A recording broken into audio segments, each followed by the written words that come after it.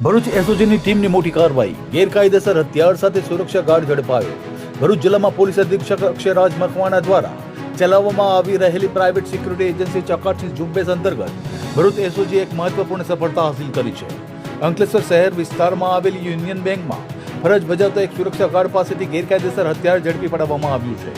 Bharuch SOG શાખામાં ફરજ બજાવતા પોલીસ કોન્સ્ટેબલ તનવીર મોહમ્મદ ફારૂકને મળેલી ચોક્કસ બાતમીના આધારે આ કાર્યવાહી હાથ ધરવામાં આવી હતી। બાતમી મુજબ અંકલેશ્વર પિરામણ નાકા પાસે આવેલી યુનિયન બેંકમાં ગાર્ડ તરીકે ફરજ બજાવતો શશીનાથ તિવારી ગેરકાયદેસર રીતે હથિયાર રાખતો હોવાનું જાણવા મળ્યું હતું। બાતમીને ગંભીરતાથી લઈને એસઓજી ટીમે તાત્કાલિક તપાસ શરૂ કરી હતી, જેમાં બાતમી સાચી સાબિત થઈ હતી। પોલીસ તપાસ દરમિયાન ખુલ્યું હતું કે આરોપી શશીનાથ આદિત્યનારાયણ તિવારી પાસે નાગાલેન્ડના દીમાપુરથી અપાયેલો હથિયાર પરવાનો છે। જો કે નિયમ મુજબ અન્ય રાજ્યોનો હથિયાર પરવાના ધરાવતા શખ્સ સ્થાનિક મેજિસ્ટ્રેટ કચેરી અને સંબંધિત પોલીસ સ્ટેશનમાં ફરિયાદ નોંધણી કરવી જરૂરી હોય છે।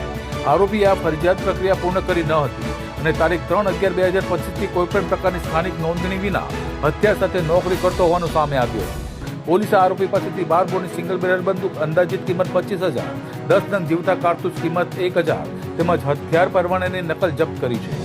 આ મામલે અંકલેશ્વર શહેર એ ડિવિઝન પોલીસ સ્ટેશનમાં આરોપી વિરુદ્ધ આર્મ્સ એક્ટની કલમ 20 અને 30 હેઠળ ગુનો નોંધવામાં આવ્યો છે।